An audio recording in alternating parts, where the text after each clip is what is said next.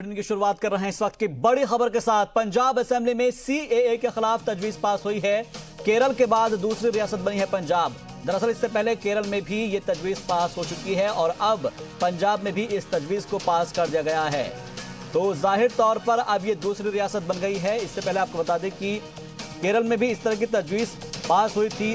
Assembly में इसको बाकायदा पास किया गया था इसकी मुखालफत में, और अब पंजाब की अगर बात की जाए तो पंजाब असेंबली में भी इसको पास कर दिया गया है। तो सीएए के खिलाफ तजवीज पास की गई है और केरल के बाद अब पंजाब दूसरी रियासत बन गई है जहां पर सीएए के खिलाफ तजवीज पास की गई है। Totally we have decided that we are against this business. We have the whole thing is now very clear. We are the party, the Vidhan Sabha has rejected this resolution, and what we are going to do is we have asked the government to make whatever changes are necessary to make it acceptable to everybody. We have sent it back to ask for an amendment that on the lines, and मैं एक गल ये भी दस देना थानू कि केरला दे हुण सुप्रीम कोर्ट दे विच है, असी सुप्रीम कोर्ट दे विच केरला नू ज्वाइन करांगे on this issue. Census is being done now. It will be done on the old level, not on the new level. Every citizen of Punjab will be counted, whether he is a Muslim, a Hindu, Sikh or a Christian or anybody. और इसी बीच एक और बड़ी खबर का रुख कर रहे हैं। केरल के गवर्नर आरिफ मोहम्मद खान ने केरल सरकार की तनकीद की है। सीएए कानून को सुप्रीम कोर्ट में चैलेंज देने पर गवर्नर ने सवाल खड़े कर दिए हैं।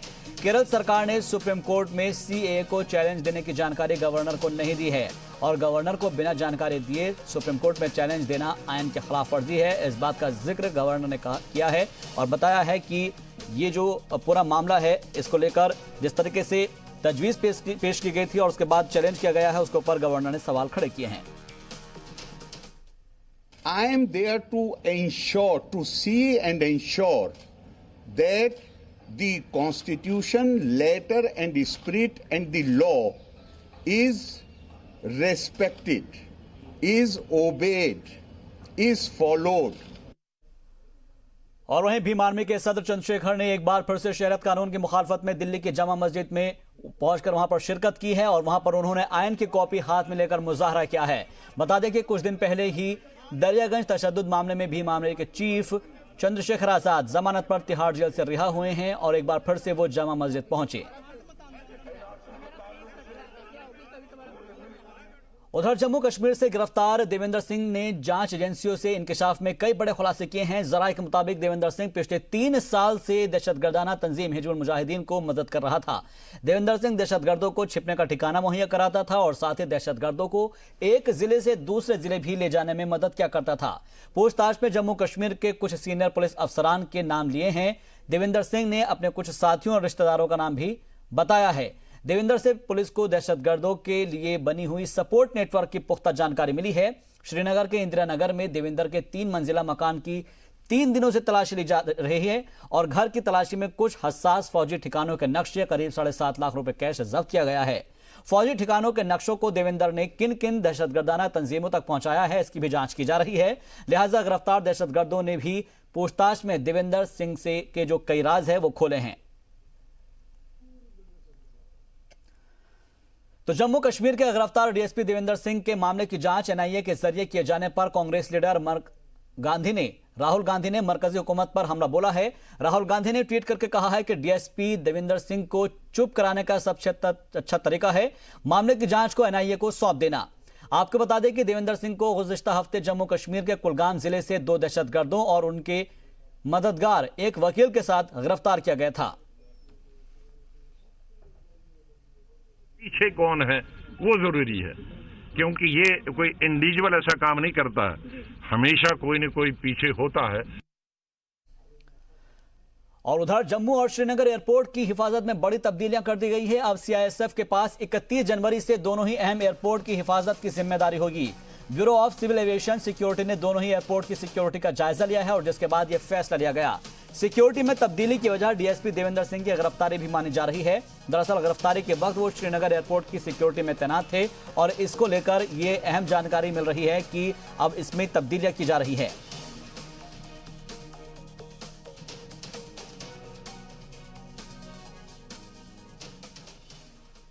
चलिए बढ़ते आगे। लखनऊ में मुनाकिद 7वें जनप्रतिनिधियों का ध्यान विधायी कामों की ओर बढ़ाना प्रोग्राम में मरकजी वजीर मुख्तार अब्बास नकवी ने इसमें शिरकत की। इस मौके पर उन्होंने मुल्क की सालमियत और आपसी हम आहंगी पर जोर दिया। रिपोर्ट देखिए। मरकजी वजीर बराए अक़लियती उमूर मुख्तार अब्बास नकवी ने कहा कि मुल्क का आईनी विफाकी ढांचा कसरत में वहदत के जज्बे व असूलों की जमानत देता है। आज लखनऊ में दौलत मुश्तरका पार्लियामेंट कन्फेडरेशन के तहत मुनाकिद 7वें जनप्रतिनिधियों का ध्यान विधायी कार्यों की ओर बढ़ाना मौजू पर मुनाकिद प्रोग्राम से खिताब करते हुए उन्होंने ये बातें कही। मरकजी वजीर मुख्तार अब्बास नकवी ने आइन के जरिए हासिल बुनियादी हकूक और उसमें दर्ज शहरियों के कौमी फराइज पर तफसील से रोशनी डाली। वजीर मौसूफ ने मुख्तलिफ आर्टिकल का हवाला देते हुए कहा कि हिंदुस्तान का आइन जहां पार्लियामेंट और असेंबली के पावर और प्रिविलेज की वजाहत करता है, वहीं 51A के जरिए कानून साज इदारे को उसके बुनियादी फराइज की अदायगी को भी यकीनी बनाता है। आइन ने शहरियों के भी बुनियादी फराइज तय किए हैं। कानून की पासदारी, मुल्क की सालमियत और उसका तहफ़्फ़ुज़, आपसी भाईचारा, फ़िरक़ावाराना हम आहंगी और समाजी व माशी नाबराबरी को ख़त्म करना हर शहरी के कौमी फ़राइज़ में शामिल है। वज़ीर मौसूफ ने अपने खिताब में शहरियों के बुनियादी हकूक़ के हवाले से भी आइन में मौजूद आर्टिकल का जिक्र किया। उन्होंने कहा कि बहैसियत शहरी हमारा फ़र्ज़ है कि जिस तरह हम बुनियादी हकूक़ के हवाले से बेदार रहते हैं, उसी तरह हमें मुल्क के तई अपने फ़राइज़ से भी आगाह होना होगा। मरकज़ी वज़ीर ने कहा कि मुल्की इंतज़ाम के मुख्तलिफ उमूर को अलग अलग रखना और उनकी जिम्मेदारियाँ तय करना हिंदुस्तान के आइन की मुनफरिद खुसूसियत है। उन्होंने कहा कि चेक व बैलेंस का इंतजाज हिंदुस्तान के आइन की इम्तियाजी शान है। ब्यूरो रिपोर्ट, जी सलाम।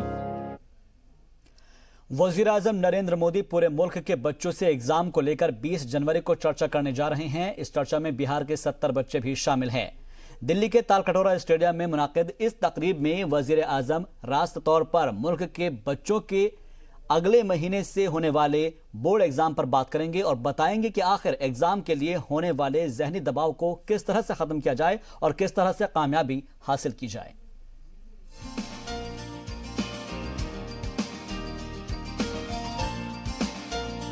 वज़ीर आज़म नरेंद्र मोदी 20 जनवरी को बोर्ड एग्जाम में शामिल होने जा रहे तलबा व तालिबात के साथ एग्जाम के मौजू पर चर्चा करेंगे। इसमें शामिल होने के लिए बिहार के सभी 38 जिलों के कुल 70 बच्चों का इंतखाब हो चुका है। एग्जाम पर चर्चा प्रोग्राम में शिरकत करने का मौका मिलने पर तलबा व तालिबात काफी खुश हैं।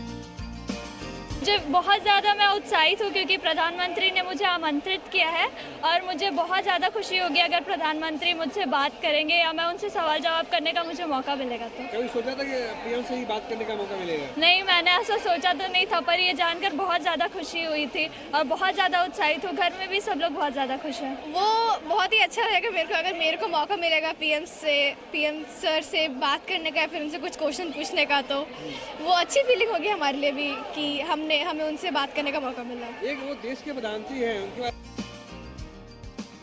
एग्जाम पर चर्चा प्रोग्राम के दौरान पीएम मोदी खुद बच्चों से बात करते हैं। दर्जा 9 से लेकर दर्जा 12 तक के तलबा व तालिबात का सिलेक्शन एग्जाम पर चर्चा प्रोग्राम के लिए होता है। जब 20 जनवरी को पीएम बराह रास्त बच्चों से बात करेंगे तो उसका बराह रास्त नशरियात बाकी तलबा के लिए भी किया जाएगा। केंद्रीय विद्यालय से जितने बच्चे सिलेक्ट हुए हैं, पूरे बिहार से 33 बच्चे हैं जो सिलेक्ट हुए हैं और हमारे स्कूल से 5 बच्चे हैं वो जो सिलेक्ट हुए हैं और इसमें पार्टिसिपेट करने के लिए 17 तारीख को राजधानी एक्सप्रेस से जाने वाले हैं। उनके लिए टिकट बुकिंग कराई गई है और उनके लिए भारत स्काउट गाइड के बिल्डिंग में, बाल भवन में, NCERT बिल्डिंग में उनके ठहरने की व्यवस्था भारत सरकार द्वारा किया जाता है। हमारे मुल्क में अक्सर बच्चों में इम्तिहानात के दौरान जहनी दबाव देखने को मिलता है, लेकिन जिस तरह से पीएम मोदी एग्जाम पर चर्चा प्रोग्राम में बच्चों से बात करके उनका हौसला बढ़ाते हैं, उसका सीधा असर उन लाखों बच्चों पर पड़ता है जो एग्जाम में शामिल होते हैं। जी सलाम के लिए पटना से प्रीतम कुमार की रिपोर्ट।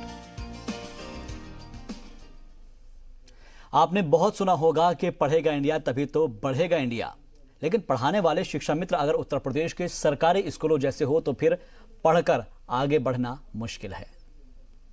17 बजे 75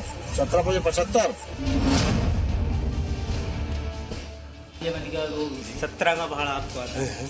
जी बच्चों को पढ़ाने आते हैं, सुना है दोनों ने। आपको आता है? जी, अब हार्टबीट में पड़ी हुई है इस टाइम, सुना दूंगा मैं आपको, कोई दिक्कत नहीं है। 21वीं सदी का 20वां साल शुरू हो चुका है, लेकिन मुल्क के सबसे ज्यादा आबादी वाली रियासत में शिक्षा मित्रों का क्या हाल है वो आपने अभी अभी सुना। और ये उस्ताद तो ट्रेलर हैं, असली पिक्चर तो अभी बाकी है। जहां आप यूपी के मुख्तलिफ अजला में सरकारी स्कूलों में तालीम का बुरा हाल देखेंगे तो हैरान हो जाएंगे। यूपी के शिक्षा मित्रों पर आज जी मीडिया की एक्सक्लूसिव रिपोर्ट देखिए। क्षेत्र की स्पेलिंग बताइए। क्षेत्र की एरिया क्षेत्र को अंग्रेजी में क्या ऐसा चीज TR है। जब उस्ताद ऐसे हों तो बच्चों का मुस्तकबिल क्या होगा, जरा सोचिए। सबसे पहले हम आपको पीलीभीत के शिक्षा मित्रों का हाल दिखाते हैं। हमने कोई मुश्किल सवाल नहीं पूछा था, सिर्फ 17 का पहाड़ा सुनाने को कहा था, लेकिन जवाब क्या मिला वो सुनिए। आपको पहाड़ा आता 17 का है? 17 का पहाड़ा क्यों आपको आता है? हाँ क्यों नहीं, सुनाइए। हैं? ये कोई बात है कि आपको सुनाए? 19 का है? 19 का। अरे 19 का अलग बात है, आप क्या कहते हैं, ये कोई बात थोड़ी है। 17 का आना चाहिए, लेकिन आप ये क्या कहते हैं, गलत बात है। आप जब हमने पीलीभीत की टीचर मसीयत हुसैन जैदी से सवाल जवाब किए तो उनके तो होश ही उड़ गए। हम कुछ पूछते उससे पहले ही जैदी साहब ने हार्ट बीट तेज होने का बहाना दे दिया, लेकिन 19 का पहाड़ा वो भी नहीं सुना पाए। जी मीडिया पर देखिए कैसे बच्चों के आगे फेल हो रहे हैं उस्ताद। आपको कहाँ तक आते हैं पहाड़े? क्योंकि बच्चों को तो 25 तक आते हैं पहाड़े, बताया 22 ज्यादा आते हैं। जी जी जी। 17 का पहाड़ा आपको आता है? जी बच्चों को पढ़ाने आते हैं, सुना है उन्होंने। नहीं आपको आता है? अब हार्ट बीट में बढ़ी हुई है इस टाइम, सुना दूंगा मैं आपको, कोई दिक्कत देंगे। अरे आप इनसे सुन लीजिए पहले, बात सुनाऊंगा। इसके बाद जी मीडिया रिपोर्टर पहुंचे जौनपुर, जहां उन्होंने टीचर मीरा सिंह को 17 का पहाड़ा सुनाने को कहा। हमारे साथ जिला अफसर भी थे। इसके बाद क्या हुआ आप खुद भी देखिए। 17 दूना 34, फिर नहीं हमको सुना, डरो नहीं, इसका मतलब है पढ़ाती नहीं साहब, पढ़ाई देखो हमको अधिकारी हो गए, तो 17 का पढ़ा सुना नहीं, मैं निकाल अच्छा साहब किताबी से पढ़ाई, हमको 17 का पढ़ा सुनाओ नहीं, मैं निकाल दूंगा शिक्षा मित्र से। तो उत्तर प्रदेश के स्कूलों में अगर आप अपने बच्चों को भेज रहे हैं और मुतमईन हैं ये सोचकर कि मास्टर साहब आपके बच्चों को डीएम, इंजीनियर और साइंसदान बना देंगे, तो थोड़ा होशियार हो जाइए, क्योंकि यूपी के स्कूलों में असातिज़ा का सच आपके सामने है। ब्यूरो रिपोर्ट, जी मीडिया।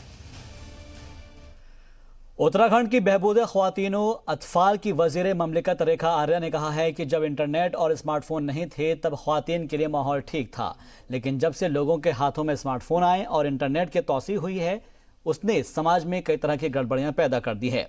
उन्होंने कहा कि समाज में इसके इस्तेमाल के बढ़ने के बाद नजरियात और जहनी तौर पर गिरावट दर्ज की गई है, जिसकी वजह से छेड़छाड़ और रेप की वारदातों में मुसलसल इजाफा हो रहा है। आपको ऐसा महसूस हुआ कभी भी, इतने वर्षों में आपने देखा कि माहौल में कुछ गड़बड़ी हुई है, महिलाओं के प्रति कुछ क्राइम भी बढ़ा है, आपको कहीं महसूस हुआ? ये सारी स्कीम आपने लॉन्च करी, मतलब प्रिकॉशनरी ठीक है मेजर्स, लेकिन आपको महसूस भी हुआ है इस बात का? लोगों ने शिकायत करी होगी, महिलाएं आती होंगी, कुछ माहौल में कुछ गड़बड़ी सी महसूस की गई है या असुरक्षा की भावना है? देखिए, मैं समझती हूँ कि जब मोबाइल नहीं थे लोगों के पास में, जब स्मार्टफोन नहीं थे लोगों के पास में, जब इंटरनेट की उपलब्धता नहीं थी लोगों के पास में, तब उस समय के माहौल में और उसके बाद वाले माहौल में बहुत फ़र्क है।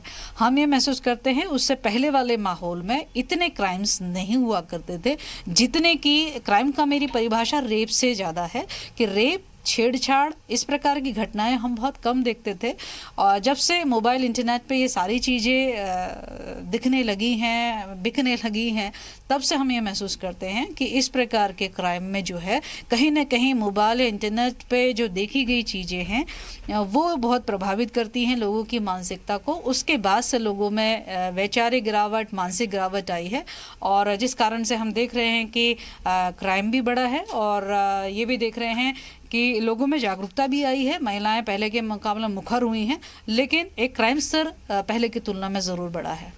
रायसीना डायलॉग 2020 में मुल्क के पहले chief of defence staff general Bipin Rawat के बयान पर ओवैसी ने सवाल उठाया है। ओवैसी ने कहा है कि आप डी-रेडिकलाइज करने की बात करते हैं, ये भी बताते चलें कि किस किस को डी-रेडिकलाइज करेंगे। रिपोर्ट देखिए। It is happening from schools, universities, from religious places and sites And then there are a group of people who are spreading this. So I think first what you get to think is, you get to the nerve of the whole thing as to who's radicalizing people.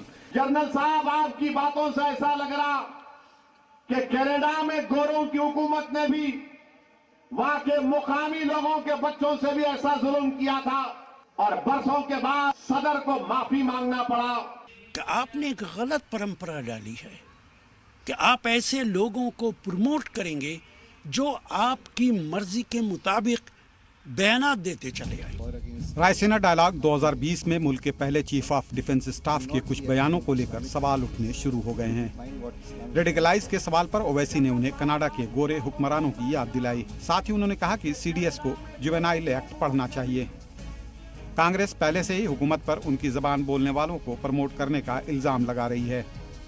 Telangana में एक rally से खिताब करते हुए ओवैसी ने mob lynching का मुद्दा उठाते हुए सवालों की बौछार कर दी। ओवैसी ने कहा कि भीड़ की शक्ल में दहशत फैलाने वालों को रेडिकलाइज कौन कर रहा है। To say that radicalization cannot be countered, I don't quite agree with this. Radicalization can be countered. You got to start looking at where the radicalization is happening. And the radicalization, who are the people who are radicalizing these people? It is happening from schools, universities, from religious places and sites. And then there are a group of people who are spreading this. So I think first what you get to think is, you get to the nerve of the whole thing as to who's radicalizing people. कौन करेंगे D-radicalise? जो mob lynching के नाम पर मुसलमानों को मार रहे, दलितों को मार रहे। आज उन्हीं में से एक हमारा दलित भाई सदर जमहूरिया को, प्रेसिडेंट ऑफ इंडिया को खत लिखकर कहता है कि मुझे कोई ऐसे कंट्री को डिपोर्ट कर दो जहां पर मुझे इस तरह का जुल्म नहीं होगा। अखलाक को मारने वालों को डी-रेडिकलाइज कौन करेगा? पीलू खान को जयपुर की रोड पर मारा गया। अलीमुद्दीन अंसारी के कातिल हाई कोर्ट से बेल लेकर निकले तो मोदी का कैबिनेट का मिनिस्टर उन कातिलों को फूल का हार पहनाता है। बोलो जनरल साहब, वो मिनिस्टर को कौन डी-रेडिकलाइज करेगा? इस मौके पर एमआईएम सदर ने सीए प्रोटेस्ट के दौरान मेरठ एसएसपी के रवैये पर सवाल उठाया। अखिलेश सिंह के पाकिस्तान भेजने वाले बयान पर ओवैसी ने कहा कि ऐसे अफसरान को डी-रेडिकलाइज कौन करेगा। जनरल साहब, आप डी-रेडिकलाइज की बात करते हैं। मीरठ का एसपी मुस्लिम महल्लों में जाकर पुलिस फोर्स के साथ कहता है कि खाते या का गाते वहां का तुमको पाकिस्तान चले जाओ, वरना पूरी गली को मैं जेल में डाल दूंगा। पुलिस का इंस्पेक्टर एसपी है। किसने बोला उसको कि किसने पाकिस्तान के नारे लगाए? बर्डन ऑफ प्रूफ तुम पर होगा, मुल्जिम पर नहीं होता है। ये ऐसे एसपी का डी-रेडिकलाइज कौन करेंगे? एनआरसी को लेकर भी ओवैसी ने असम के अफसरान पर सवाल उठाए। साबिक वजीर आला और साबिक सदर जमहूरिया के कुंबे का नाम हटने पर भड़के ओवैसी ने सीडीएस चीफ से पहले ऐसे अफसरान को डी-रेडिकलाइज करने की बात कही। असम की पहली चीफ मिनिस्टर मोहतरमा तैमूरा, उनका नाम नहीं आया। फखरुद्दीन अली अहमद, साबिका प्रेसिडेंट ऑफ इंडिया, उनके खानदान के लोगों का नाम नहीं आया। नाम नहीं डालने वालों को डी-रेडिकलाइज कौन करेगा? 5 लाख बंगाली हिंदू को सिटीजन अमेंडमेंट एक्ट के तहत सिटीजनशिप देंगे और 5 लाख मुसलमानों को नहीं देंगे। इससे रेडिकलाइजेशन नहीं होगा जनरल साहब। सिटीजन अमेंडमेंट का कानून एहतजाज होता है तो बीजेपी के लोग जुलूस निकाल कर कहते हैं देश के गद्दारों को गोली मारो, सालों को। इनको डी-रेडिकलाइज कौन करेगा? साबिक आर्मी चीफ और मुल्क के पहले चीफ ऑफ डिफेंस स्टाफ और एमआईएम सदर के टकराव का ये कोई पहला मामला नहीं है। अपने ओहदे की संजीदगी से अलग बिपिन रावत ओहदे पर रहते हुए भी सियासी बयान देते रहे हैं, जिसका जवाब देने के लिए तैयार बैठे ओवैसी भी अपनी जिम्मेदारी पर कायम हैं। लेकिन दहशतगर्दी जैसा संजीदा टॉपिक को मुल्क के बच्चों, स्कूल और मजहबी मकामात के सवाल पर भला ओवैसी कैसे खामोश रह सकते हैं? ब्यूरो रिपोर्ट, जी मीडिया।